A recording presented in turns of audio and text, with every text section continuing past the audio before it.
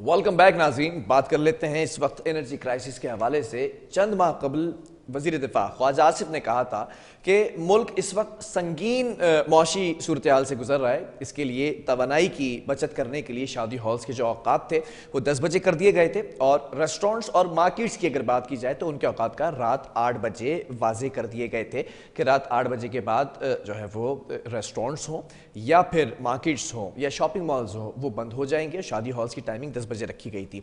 बहरहाल इसी तनाजुर में अगर हम कराची की बात करते हैं तो कमिश्नर कराची ने डीसीज को हिकमत अमली वाज़े करने के लिए एक नोटिफिकेशन जारी किया, और उस नोटिफिकेशन के अंदर ये वजाहत भी की गई कि ये हिकमत अमली जो वफाक के उसके बाद ये वजाहत की गई कमिश्नर कराची के जो ऑफिस है उनकी जानिब से, तर्जुमान की जानिब से, कि हमने कोई नोटिफिकेशन नहीं निकाला बल्कि हम उसी नोटिफिकेशन को आगे लेकर चल रहे हैं जो कि ख्वाजा आसिफ साहब ने कहा था।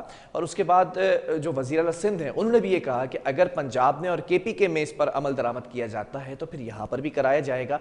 अब कराची के अंदर ताजिर बिरादरी वैसे ही परेशान है, और फिर हमने आज के रोज़ भी ये देखा कि जुज़वी तौर पर कुछ मार्केट्स बंद रहीं, लेकिन वाज़ेह तौर पर ये एलामिया जारी किया गया कि हमारा आज की स्ट्राइक से कोई ताल्लुक नहीं है। लेकिन एक तरफ हम सेल्स टैक्स बढ़ाने की बात करते हैं, दूसरी तरफ हम GST और विद होल्डिंग की बात कर लेते हैं जो रेवेन्यू जनरेटिंग बजट था।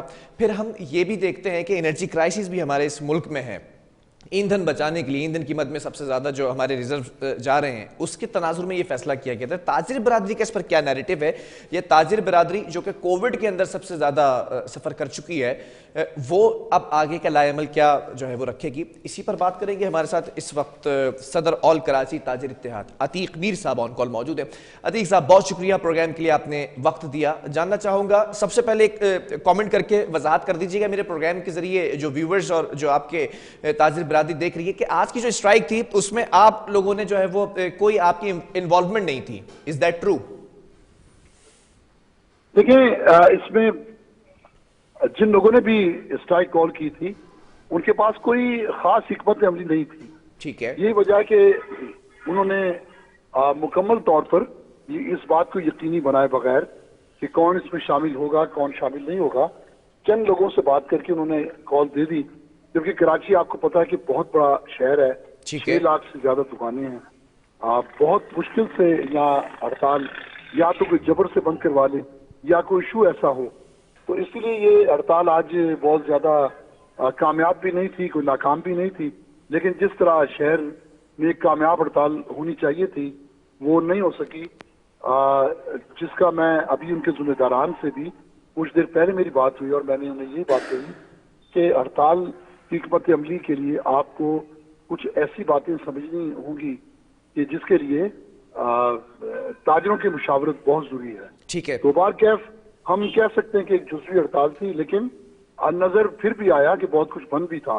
तो और चूंकि उनका कॉज बहुत अच्छा था, लेकिन हिकमत अमली बहुत अच्छी नहीं थी। ठीक है। जो आज की स्ट्राइक देखी गई और उसका कॉज ये था कि महंगाई, बढ़ती हुई महंगाई के पेश नज़र ये स्ट्राइक की गई थी।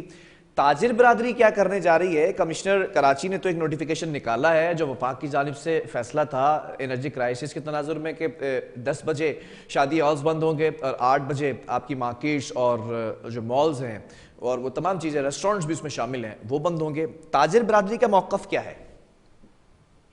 देखिए, ताजिर बिरादरी तो ये चाहती है कि जैसे बड़े शहर से हमारा ताल्लुक है तो हम इसी के मामला को सामने रखते हुए बात करेंगे कि जैसे कराची, इस्लामाबाद, लाहौर, पेशावर, इस तरह के जो शहर है, हैदराबाद है, कोयटा है, ये ऐसे शहर हैं कि जहां उमूमन रात देर तक कारोबार होता है।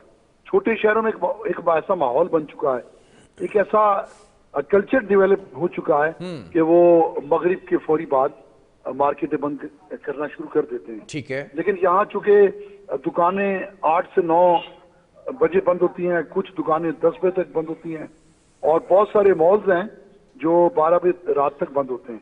तो हम ये कहते हैं कि इसके लिए बातदरीज प्रैक्टिस होनी चाहिए। चले बिजली के मामलात को तो छोड़ें, वैसे भी मार्केटें जल्द बंद करना, इसके बहुत सारे फवायद भी हैं। जिस तरह यूरोप में, चाइना में, एक बहुत सारे शहरों में ये रिवाज बन चुका है। तो एक कल्चर ऐसा डेवलप होने की जरूरत है ठीक है, कि जिसमें لوگوں کو ایجوکیٹ کیا جائے, ایسا ماحول بنایا جائے جی اور اس کے لیے ساتھ بیٹھ کے مشاورت کی جائے کہ ہم کس طرح 10 بجے سے 9 سے 8 پہ اس کو لا سکتے ہیں.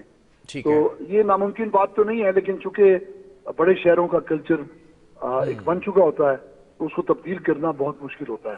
ٹھیک ہے عتیق صاحب, یہ بھی بتائیے گا کہ شادی ہالز ہوں یا مارکیٹس ہوں, ان کی جلد بندش سے بتایا گیا, خواجہ آصف نے یہ بتایا کہ 62 ارب روپے کی بچت ہو سکتی ہے.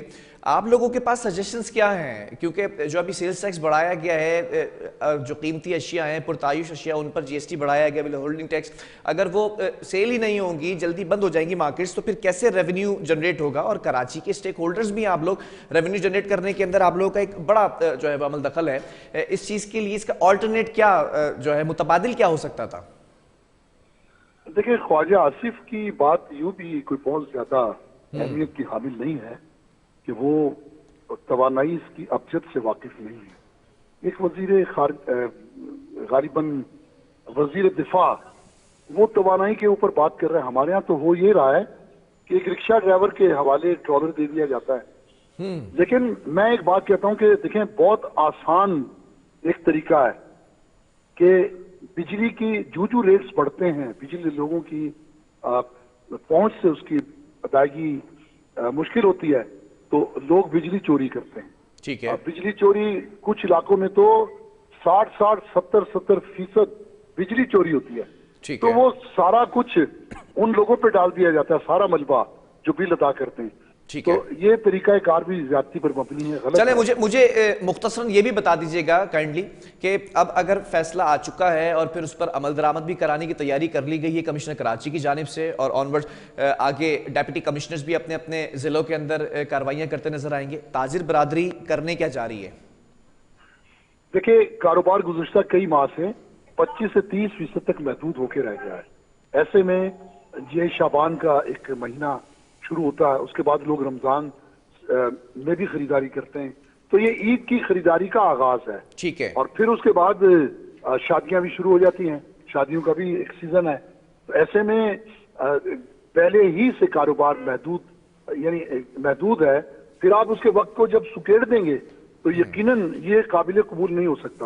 مطلب بات کرنے کے لیے کوششیں کی جائیں گی, ذرا یہ ایک لائن میں بتا دیجئے گا, یا پھر ہڑتال کی طرف جائیں گے جیسے ماضی میں ہم نے کووڈ کے پیریڈ میں دیکھا تھا؟ نہیں, دیکھیں, ہڑتال تو میں سمجھتا ہوں کہ یہ تو کسی کے خلاف اس طرح کا احتجاج ہے جیسے کسی کی زیادتی پر کوئی اپنا منہ پیٹ لے. ٹھیک ہے. ہم تو ان کے سامنے کھڑے ہوں گے, اور اگر کوئی ہمیں اس سیزن تباہ کرنے کی طرف آئے گا تو پھر ہم اس کے سامنے ڈٹ جائیں گے, مقابلہ کریں گے, یا وہ غالب ہے یا ہم غالب ہیں. تو یہ ویسے بھی مہنگائی نے ہمیں اس نہیج پہ پہنچا دیا ہے کہ تنگ آمد بجنگ آمد, پھر مرتا کیا نہ کرتا. پھر ہمیں احتجاج کرنا ہوگا, ان کے سامنے کھڑے ہوں گے اور اپنی طاقت کا بھرپور مظاہرہ کرنا ہوگا.